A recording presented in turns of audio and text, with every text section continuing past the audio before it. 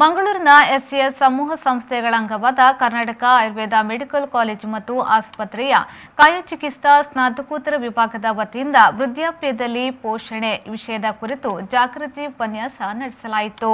ಆಯುಷ್ ಮಂತ್ರಾಲಯದಿಂದ ನಿರ್ದೇಶಿತ ಪೋಷಣೆಗಾಗಿ ಆಯುರ್ವೇದ ಎಂಬ ವಿಷಯವನ್ನಾಧರಿಸಿ ಆಯುರ್ವೇದ ದಿನಾಚರಣೆಯ ಪ್ರಯುಕ್ತ ಈ ಶಿಬಿರವನ್ನು ಹಮ್ಮಿಕೊಳ್ಳಲಾಗಿತ್ತು.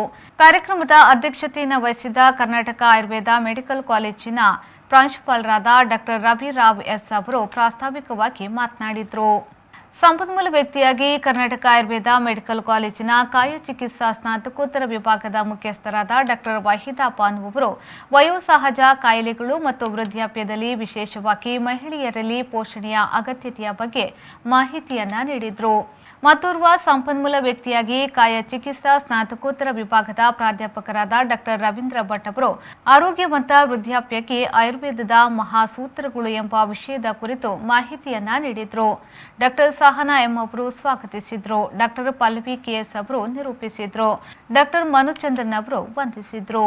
ಬ್ಯೂರೋ ರಿಪೋರ್ಟ್ ವಿ4 ನ್ಯೂಸ್ ಮಂಗಳೂರು.